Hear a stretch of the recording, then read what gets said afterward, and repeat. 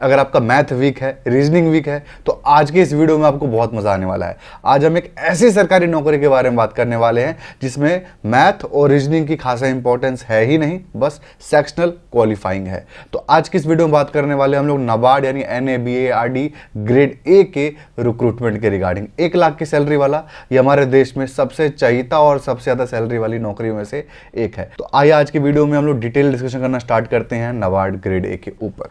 Slide के ऊपर आ जाते हैं। तो नाबार्ड का मतलब है, जिसको नहीं idea, national bank for agriculture and rural development. ये एक सरकारी बैंक है, बिल्कुल सरकारी है, और इसमें प्राइवेट वराइवेट जैसे कोई भी चीज़ नहीं है ना। और ये नौकरी भी एकदम 100% सरकारी है। इन सारे पॉइंट्स के ऊपर हम लोग बात करने वाले हैं, हर एक चीज़ को देखेंगे। इसके 2 वीडियो आएंगे। आज के वीडियो में हम इन पार्ट पर डिस्कशन करेंगे, बाकी जो हमारा नेक्स्ट वीडियो होगा उसके अंदर हम लोग सिलेबस को डिटेल में देखेंगे, हर टॉपिक वाइज चीज़ें देखेंगे, हर एक चीज़ देखेंगे। तो आप सेकंड वीडियो को भी ज़रूर देखना। तो आइए सबसे पहले हम लोग नोटिफिकेशन में डेट को देख लेते हैं। डेट की बात करें तो 2 सितंबर को इसका नोटिफिकेशन निकल चुका है और 2 तारीख से ही आप इस फॉर्म को अप्लाई कर सकते हो। कब तक? 23 सितंबर इस फॉर्म को भरने का लास्ट डेट है और 16 अक्टूबर 2023 में इसका एग्जामिनेशन होने के चांसेस है, जो कि 100% हो ही जाएगा। यानी लगभग 44-45 डेज है आपका फेज 1 एग्जामिनेशन का। फेज 2 एग्जामिनेशन में नवंबर में हमारा चांस है हो जाएगा। तो देखते हैं कैसा रहता है। डेट के बारे में, फीस के बारे में बात कर लेते हैं। फीस यहाँ पे देखा जाए तो कम है, बैंकिंग के हिसाब से देखा जाए तो जनरल EWS के लिए 800 रुपये है, OBC के लिए भी 800 रुपये है, SC के लिए 150 है, ST के लिए 150 है और फिजिकली हैंडीकैप के लिए 150 है। फीमेल के लिए यहाँ पे कोई रिलैक्सेशन नहीं है। तो हम लोग पोस्ट के ऊपर आ चुके हैं, पोस्ट की डिटेल को देखना स्टार्ट करते हैं। आइए एक बार नाबार्ड की कुछ डिटेल आपको देता हूँ। नाबार्ड के बारे में आपको बता दूं कि हर साल जुलाई में इसका फॉर्म निकलता है नाबार्ड ग्रेड ए का, जो कि इस साल थोड़ा सा डिले होकर के अगस्त में हो गया है।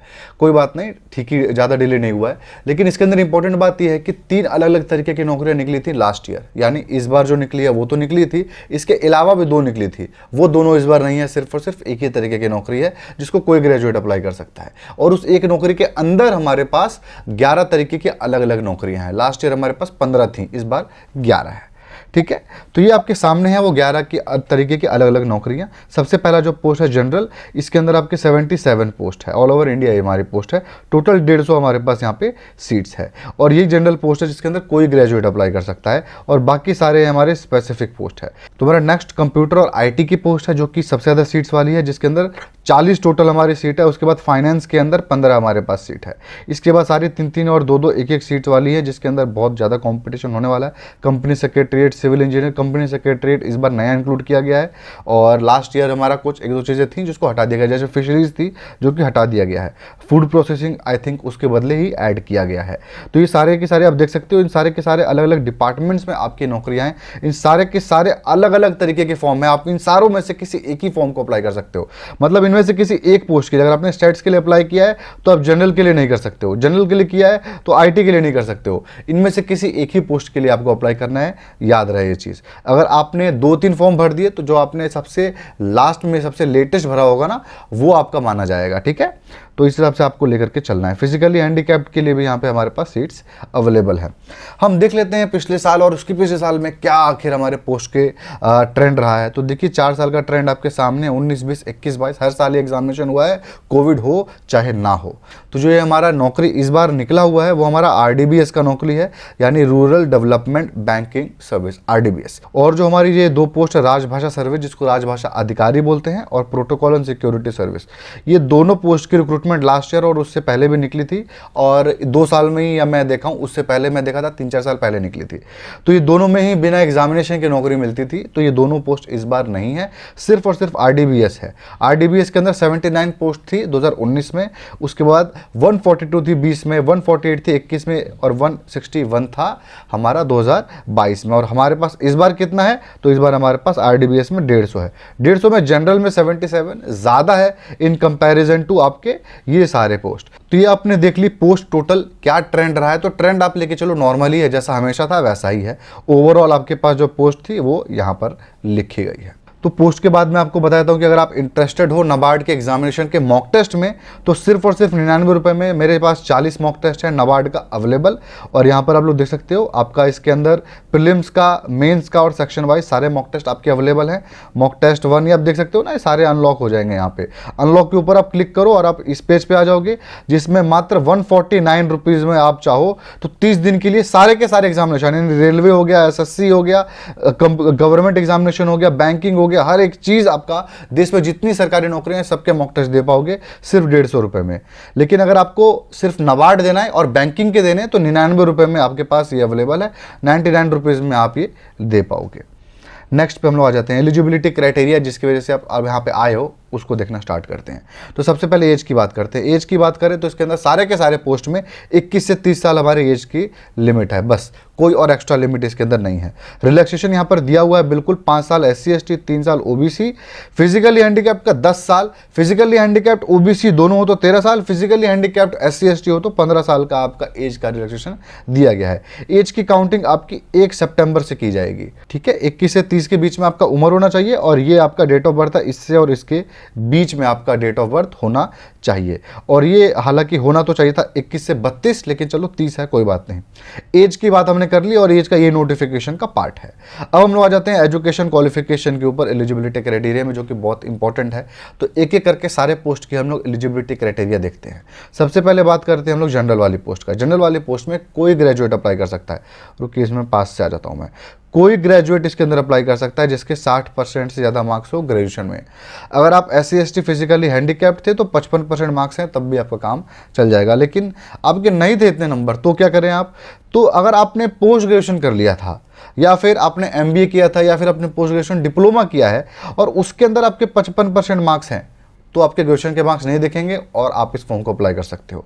आप SC ST फिजिकली हैंडीकैप्ड हो तो आपके लिए यही लिमिट 50% की है, यही है आपका। लेकिन आपके पास इनमें से कुछ भी नहीं है, लेकिन आप CA CS या CWA हो, जिसको आप CA में भी कह सकते हो, तो बिना किसी परसेंटेज के रिक्वायरमेंट के आप अप्लाई कर सकते हो इस पोस्ट के लिए, ठीक है। इसके अलावा अगर आपने PhD किया हुआ है किसी भी स्ट्रीम में तो भी आप अप्लाई कर सकते हो बिना किसी परसेंटेज के रिक्वायरमेंट के। तो CA CS CWA और PhD बिना किसी परसेंटेज के रिक्वायरमेंट के जनरल वाले पोस्ट को अप्लाई कर सकते हैं।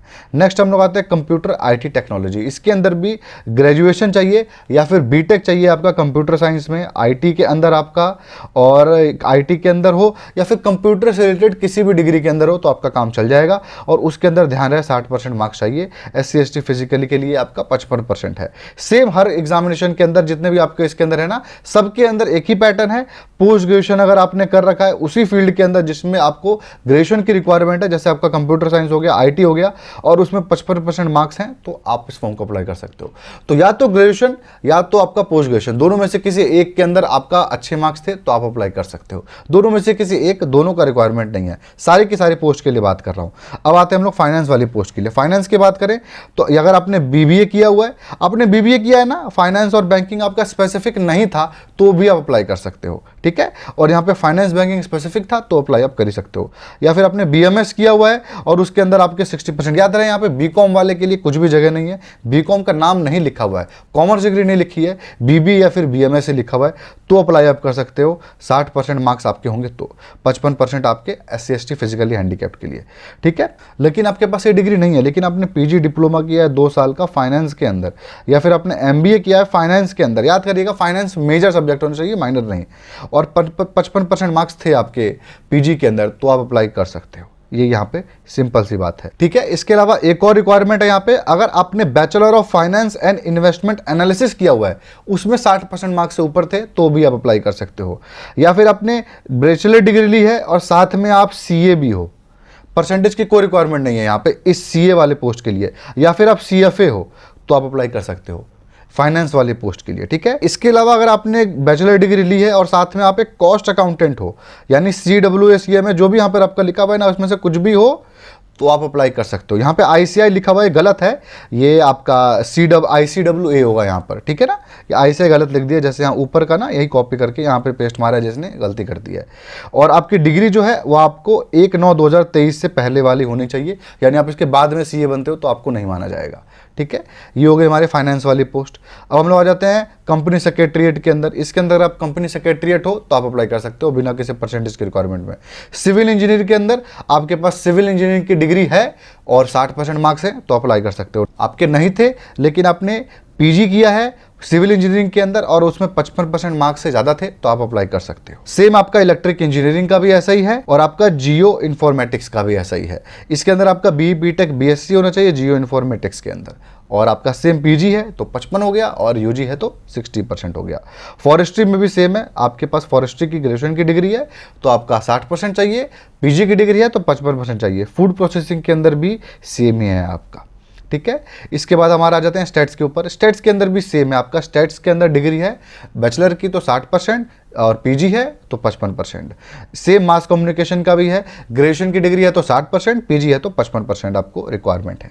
अब एक इंपॉर्टेंट पार्ट देख लेते हैं परसेंटेज के कैलकुलेशन की। यहाँ पर आप ध्यान से देखो कि यहाँ पर है आपका, अगर आपका CGPA 6.75 है तो आपको फर्स्ट डिवीज़न कहा गया है तो आपके परसेंटेज 60 के ही बराबर लिए जाएंगे, ठीक है, और 60% और CGPA 6.75 आपका बराबर माना जाएगा। तो CGPA वाले बच्चों में 6.75 से ऊपर होना चाहिए और आपका 55% मार्क्स जहाँ पे लिखा हुआ है उसका मतलब 6.25 से होना चाहिए, जहाँ 50 लिखा हुआ है मतलब 5.75 से ज़्यादा होना चाहिए। ये आपका यहाँ पर एनालिसिस हो गया, ठीक है। तो ये हो गया सारा का सारा एलिजिबिलिटी क्राइटेरिया। ध्यान रहे आप इन सारे पोस्ट में से किसी एक ही पोस्ट के लिए अप्लाई कर सकते हो। स्पेशली डाउट आएगा फाइनेंस वाले बच्चों को वो कौन सी पोस्ट के लिए अप्लाई करें। देखिए कंप्यूटर IT वाले बच्चे और फाइनेंस वाले बच्चे अपने ही कैटेगरी के लिए अप्लाई करें, जनरल वाले के अंदर ज़्यादा कंपटीशन होने वाला है तो आप बिल्कुल अपने ही कैटेगरी के लिए अप्लाई करें। स्पेशली बीटेक IT वाले कंप्यूटर साइंस वाले तो ज़रूर IT वाले के लिए करें, बहुत कम कट ऑफ जाता है जनरल वाले के कंपैरिजन में। CA हो CS हो CWA हो तो आप फाइनेंस वाले पोस्ट के लिए प्रेफरेंस दो, भले 15 सीट है लेकिन वो बहुत कम कंपटीशन भी है, 10,000 5,000 फॉर्म गिरते हैं तो बहुत कम कंपटीशन हो जाता है, ठीक है। तो ये हो गया आपका सारा का सारा एजुकेशन क्वालिफिकेशन एलिजिबिलिटी क्राइटेरिया को इसी PDF में मैं इसको अपने टेलीग्राम ग्रुप में शेयर कर दूंगा। नोवर निखिल आप टेलीग्राम पे सर्च कर लेना, आपको मिल जाएगा मेरा पेज, वहां पर आप मेरे को फॉलो कर लेना। ये सारा PDF जो आपको दिख रहा है ना सब कुछ वहां से आपको मिल जाएगा, ठीक है। तो एलिजिबिलिटी को ये सिंपल भाषा में यहाँ समझाया गया है, मैंने यहाँ पे PDF में डाल दिया है जो आप डाउनलोड कर सकते हो मेरे टेलीग्राम ग्रुप से। एग्जामिनेशन सेंटर की बात करें तो देखो प्रीलिम्स के अंदर आपके इतने सारे एग्जामिनेशन सेंटर अवेलेबल हैं, 33 अलग अलग, तो लगभग हर राज्य में आपके एग्जामिनेशन सेंटर अवेलेबल हैं। लेकिन मेन्स में याद रहे आपके पास इतने ही एग्जामिनेशन सेंटर मिलेंगे। इसके बाद हम लोग एजुकेशन क्वालिफिकेशन के कुछ डाउट को देख लेते हैं। फाइनल ईयर के बच्चे इस फॉर्म को बिल्कुल नहीं अप्लाई कर सकते हैं, बिल्कुल नहीं कर सकते हैं। आपकी डिग्री जो है वो 1 सितंबर तक, बल्कि इस फॉर्म के डेट निकलने के एक दिन पहले तक आपकी डिग्री आपके हाथ में होनी चाहिए तभी आप अप्लाई कर सकते हो। इसके अलावा आपकी डिग्री में करस्पॉन्डेंस था, यूजी हो चाहे पीजी हो, आप अप्लाई कर सकते हो, कोई इसमें डाउट मत रखिएगा। आपकी डिग्री में कितने भी परसेंटेज आए हों, जो आपको लिखा गया है ना उतना चाहिए, उससे ज़्यादा कितना भी हो कोई फर्क नहीं पड़ता, सब ठीक है। इसके अलावा आई थिंक कोई रिक्वायरमेंट आपको नहीं होगी और आप इसमें से किसी एक ही पोस्ट के लिए अप्लाई कर सकते हो, ये भी ध्यान रहे। ये कुछ आपके इंपॉर्टेंट पॉइंट थे, इनको अभी डिस्कशन थोड़ी देर में हम लोग करेंगे ही वैसे। तो आप प्लीज़ चैनल को सब्सक्राइब कर लो, वीडियो को लाइक कर दो, आपको ऐसे वीडियोस मिलते रहते हैं चैनल के ऊपर। सैलरी और प्रमोशन पे बात कर लेते हैं जो कि बहुत एक इंपॉर्टेंट बात है। सैलरी की बात कर ले तो बहुत सिंपल है, 1 लाख रुपये महीना आपकी सैलरी है इसके अंदर। मुंबई जैसे शहर में आपकी 1,10,000 तक महीने भी हो सकती है सैलरी। और RBI ग्रेड B से आप अगर सोच रहे हो दिमाग में तो बिल्कुल RBI ग्रेड B से नीचे लेवल की नौकरी है सैलरी के कंपैरिजन में। ऐसे देखा जाए तो बिल्कुल आपके RBI के टक्कर की नौकरी है। SBI PO से मैं इस नौकरी को और ऊपर रखता हूं क्योंकि इसके अंदर काम थोड़ा डायनेमिक होता है। SBI PO के अंदर बहुत मोनोटोनस काम होता है, बहुत वर्कलोड होता है, यहाँ पर कम वर्कलोड होता है आपका, ठीक है। और सैलरी के बारे में आपको बता दूं तो 44,500 आपका बेसिक पे होगा, जो कि बढ़ चुका है, हर साल बढ़ता है। बेसिक पे अच्छा खासा 38,000 रुपये था, मैं जब से वीडियो बना रहा हूँ नाबार्ड का शायद 32,000 रुपये था, तब से बढ़ के 44,500 हो गया है, ठीक है। तो ये आपका है। और इसके बारे में हम लोग देख लेते हैं प्रमोशन क्या है। असिस्टेंट मैनेजर ग्रेड A आप तो नाम है, नाम आपका बस ग्रेड A होता है। ग्रेड A जो होता है बेसिकली रैंक जो पहली मिलती है वो असिस्टेंट मैनेजर की मिलती है। प्रमोशन के बाद आप ग्रेड B बोल लो या फिर मैनेजर बोल लो, वो बनते हो। उसके बाद असिस्टेंट जनरल मैनेजर, उसके बाद डेप्यूटी जनरल मैनेजर, उसके बाद आप बनते हो जनरल मैनेजर। जनरल मैनेजर आप बनोगे जब 30 साल की उम्र तक, अगर आप 30 साल के हो और आप इससे नौकरी निकलती है तो जनरल मैनेजर तक आपका करियर रहेगा, ज़्यादा आगे उतना नहीं बढ़ पाता है। खूब अच्छे आप रहे तो चीफ जनरल मैनेजर बन जाओगे। एग्जीक्यूटिव डायरेक्टर और डायरेक्टर कम उम्र के जो बच्चे बनते हैं ग्रेड ए में और एग्जामिनेशन अच्छे से निकालते रहते हैं अंदर, यहाँ पे टाइम भी आपको चाहिए होता है प्रमोशन के लिए और आपको एग्जामिनेशन भी निकालना पड़ता है जो कि इंटरनल होता है। ठीक है, सैलरी में आपके पास बहुत सारे पर्क्स मिलते हैं इसके अंदर, आपके टेलीफोन के बिल से लेकर के पेट्रोल के पैसे से लेकर के हर एक चीज़ मिलती है। यहाँ पे सारे अलाउंसेस को आपको मेंशन किया गया है, सारे अलाउंस आपको मिलते हैं। बहुत कम इंटरेस्ट पे आपको लोन भी मिलता है। आपको घर बनवाना है, बहन की शादी करनी है, तो मात्र घर बनवाने के लिए 2 से 4% के बीच में आपको लोन मिल जाएगा। तो बहुत अच्छी इसके अंदर फैसिलिटीज़ मिलती है आपको। तो ये हमने देख लिया प्रमोशन सैलरी की बात। अब हम लोग आ जाते हैं एग्जामिनेशन पैटर्न के ऊपर, जो कि बहुत इंपॉर्टेंट है। इसके अंदर 3 आपके पैटर्न के स्टेजेस हैं, पहला प्रीलिम्स एग्जाम, उसके बाद मेंस एग्जाम, उसके बाद इंटरव्यू।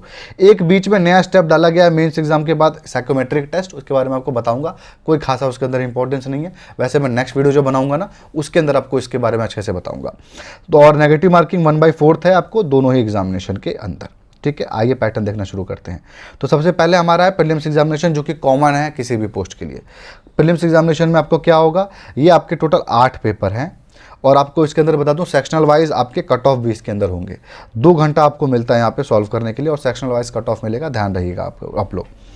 यहाँ पर आपका रीजनिंग का पेपर है, इंग्लिश का पेपर है, कंप्यूटर का पेपर है, क्वांट का पेपर है। मैंने आपको कहा था ना रीजनिंग और क्वांट वीक है, तो यहाँ पर आपको मदद मिलेगी। तो देखिए आप रीजनिंग और क्वांट देखिए, 20 क्वेश्चन है और 20 क्वेश्चन दोनों के हैं। लेकिन आपको लग रहा होगा सर 20-20 तो हैं, 40 तो हैं, आपके 200 में से 40 हो गए तो क्या फ़ायदा मिल गया मेरे को? फ़ायदा मिलेगा, बताता हूँ क्या है। ये बस क्वालिफाइंग है आपका ये पेपर, ये जो आपके 5 है ना यहाँ पर, ये नंबर 5 तक, ये सिर्फ और सिर्फ क्वालिफाइंग है। मतलब आपको बस सेक्शनल कट ऑफ को पार करना है, जो कि आपको मैं बताऊं तो इंग्लिश के अंदर वैसे सबसे ज़्यादा था, 12 नंबर का था। बाकी इसके अंदर 4 नंबर, 2 नंबर, 1.5 नंबर, यही सेक्शनल कट ऑफ रहता है। तो बस आपको उतना ही नंबर लेकर के आना है। आपको 20 नंबर में से, यानी 20 क्वेश्चन आपके पास हैं, 20 क्वेश्चन में से आपको 3 क्वेश्चन 4 क्वेश्चन कर दोगे तो आपका काम चल जाएगा। तो बहुत इंपॉर्टेंस नहीं है, 2-3 चैप्टर पे कमांड कर लो तो आपका काम चल जाएगा।